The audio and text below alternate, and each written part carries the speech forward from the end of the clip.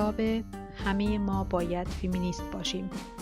نویسنده چیماماندا آنگوزی آدیچی، ترجمه شیرین بهرامی راد، گوینده فریبا مرادیپور. چیماماندا آدیچی، نویسنده نیجریه‌ای، متن زیر را در قالب یک سخنرانی در آذر ماه 1391 در تدکس بوستون، کنفرانسی که سالانه درباره آفریقا برگزار می شود، ارائه کرد.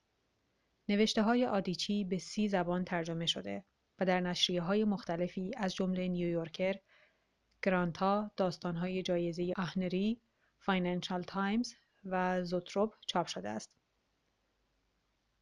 آدیچی نویسنده کتاب‌های گل ختمی بنفش، نیمه خورشید زرد، آمریکانا و مجموعه داستان‌های آن چیز دور گردنت است که برنده جوایز متعددی بودند.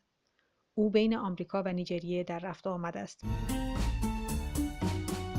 اوکولوما یکی از بهترین دوستان دوران کودکیم بود. در خیابان ما زندگی می‌کرد و مثل یک برادر بزرگتر مواظبم بود. اگر از پسری خوشم می‌آمد، نظر اوکولوما برایم مهم بود. شوخ طبع و باهوش بود و پوتین‌های کابویی نوک‌تیز می‌پوشید. اوکولوما آذر 1384 در یک سانحه هوایی در جنوب نیجریه کشته شد. هنوز برایم سخت است که بگویم چه حسی به او دارم. کسی بود که می‌توانستم با او بحث کنم، بخندم و واقعاً حرف بزنم. اولین نفری هم بود که مرا فمینیست خواند. 14 ساله بودم، در خانه‌اش نشسته بودیم و با همان دانش کمی که از کتاب‌ها به دست آورده بودیم جر و بحث می‌کردیم. حتی درست یادم نمی‌آید بحث در چه موردی بود. فقط یادم می‌آید همانطور که بحث می‌کردم، اوکولوما نگاهی به من انداخت و گفت: می‌دانی تو یک فمینیستی. از من تعریف نمی‌کرد. لحنش بیشتر شبیه این بود که بگوید تو طرفدار تروریسمی. آن موقع نمی‌دانستم که فمینیسم دقیقاً یعنی چه، ولی نمی‌خواستم اوکولوما بداند که نمی‌دانم. در نتیجه به روی خودم نیاوردم و به بحثم ادامه دادم. برنامه‌ام این بود که به خانه که رسیدم در اولین فرصت معنای این کلمه را در لغتنامه نگاه کنم. حال چند سال جلوتر می‌روم. سال 1382. رمانی نوشتم به نام گل ختمی بنفش درباره مردی که علاوه بر تمام مشکلاتی که داشت، زنش را هم کتک می‌زد و در آخر داستان هم عاقبت به خیر نمی‌شد. موقعی که در نیجریه برای کتابم تبلیغ می‌کردم، مرد خبرنگار بسیار مؤدب و مهربانی گفت می‌خواهد نصیحتی به من بکند. نیجریه‌ای‌ها همونطور که احتمالاً می‌دانید استاد نصیحت‌های ناخواستند.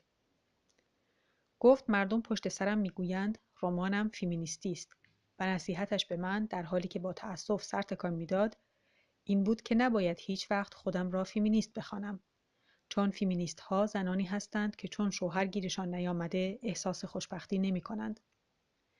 این شد که تصمیم گرفتم خودم را یک فمینیست خوشبخت بخوانم.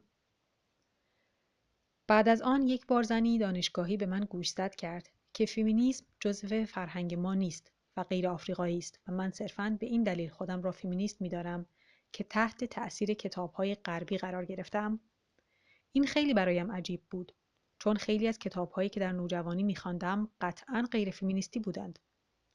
احتمالاً تمام رمان‌های عشقی انتشاراتی میلز و بون را که قبل از 16 سالگی من چاپ شده خوانده‌ام و هر بار که تصمیم گرفتم کتاب‌های فمینیستی بخوانم، حوصله‌ام سر رفته و نتوانستم تمامشان کنم. به هر حال از آنجایی که فمینیسم غیر آفریقایی بود، تصمیم گرفتم خودم را یک فمینیست آفریقایی خوشبخت بخوانم. دوست عزیز دیگری به من گفت حالا که خودم را فمینیست می‌دانم، حتما از مردها هم بدم می‌آید.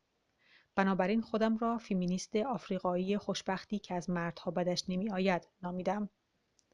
بعد از مدتی من یک فمینیست آفریقایی خوشبخت بودم که از مردها بدش نمی‌آید، دوست دارد برق لب بزند و برای دل خودش و نه خوشایند آقایان کفش پاشنه بلند بپوشد.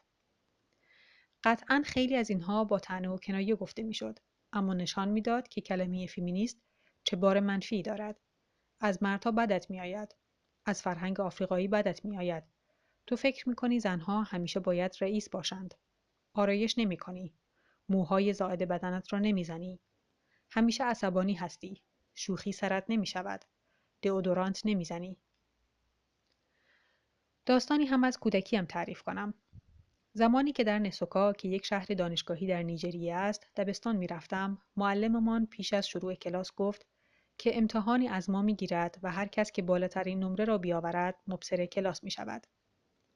مبصر بودن ارزش زیادی داشت. اگر مبصر می شدی باید هر روز اسم بچه‌هایی را که شلوغ می کردند می نوشتی که خودش اباحتی داشت. ولی علاوه بر آن معلممان یک چوب دستی هم به مبصر میداد که می توانست وقتی در کلاس راه می رود بالا و پایینش کند. البته اجازه نداشتیم کسی را با چوب بزنیم، ولی برای من 9 ساله چشم انداز هیجان انگیزی بود. من خیلی دلم میخواست که مبصر کلاس باشم و بالاترین نمره کلاس را آوردم. ولی در کمال تعجب معلممان گفت مبصر کلاس باید یک پسر باشد و فراموش کرده بود که این قسمت را زودتر بگوید و فرض کرده بود که کاملا معلوم است. پسری که نمره دوم کلاس را گرفته بود مبصر کلاس شد. از آن جالبتر این بود که این پسر مهربان و دوست داشتنی هیچ علاقه‌ای به مبصر شدن و گرداندن چوب دستی نداشت، در حالی که من بسیار مشتاق بودم. اما من دختر بودم و یک پسر باید مبصر کلاس میشد. هیچ وقت این را یادم نرفت. اگر کاری را بارها و بارها انجام بدهیم عرف می شود. اگر فقط پسرها مبصر کلاس بشوند، بعد از مدتی همه‌مان ناخودآگاه فکر می کنیم که مبصر کلاس باید پسر باشد. اگر مردها را همیشه مدیر شرکت‌های بزرگ کنیم، به نظرم آن طبیعی می آید که تنها مردها مدیرعامل شرکت‌های بزرگ باشند. من اغلب این اشتباه را می کنم که فرض می کنم اگر موضوعی برای من روشن است، برای بقیه هم همانقدر روشن است. دوست عزیز من، لویی را در نظر بگیرید که مرد باهوش و مدرنی است. با هم که حرف میزنیم همیشه به من میگوید من نمیفهمم که چرا همیشه میگویی که همه چیز برای زنها متفاوت‌تر و سخت‌تر است. شاید قبلا اینطور بوده، ولی الان چیزها عوض شده. کار برای زنها آسان شده. من نمیفهمیدم که لویی چطور نمیتواند مسئله به این روشنی را ببیند.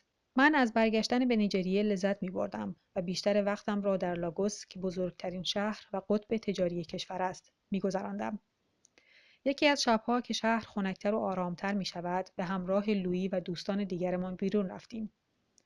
یکی از دوست داشتنی‌ترین چیزهایی که در لاگوس می‌توانید ببینید، دسته مردان جوان پرشوری‌اند که اطراف برخی مجتمع‌ها جمع می‌شوند و با حرکات نمایشی در پارک کردن ماشینتان به شما کمک می‌کنند.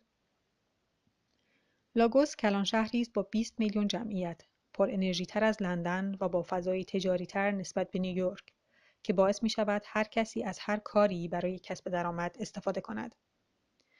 مثل بیشتر شهرهای بزرگ، پیدا کردن جای پارک در شب می تواند مشکل باشد. بنابراین این مردان جوان با یافتن جای پارک یا حتی وقتی جای خالی هست، با هدایت شما و اینکه تا زمانی که برمیگردید حواسشان به ماشینتان خواهد بود، برای خود کسب و کاری راه انداختند. آن شب من از ادا و اصول مرد جوانی که به ما کمک میکرد خیلی خوشم آمد و تصمیم گرفتم به او انعامی بدهم. کیفم را باز کردم، دستم را در کیفم کردم و پولم را درآوردم و به او دادم.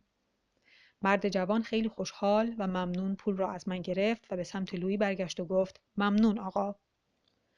لویی با تعجب به من نگاه کرد و پرسید چرا از من تشکر کرد؟ من که به او پول نداده بودم. در آن لحظه در چهرهش میشد دید که موضوع را فهمیده. مرد جوان باور داشت که هر پولی که من داشتم قطعاً از لویی به من رسیده، برای اینکه لویی مرد است.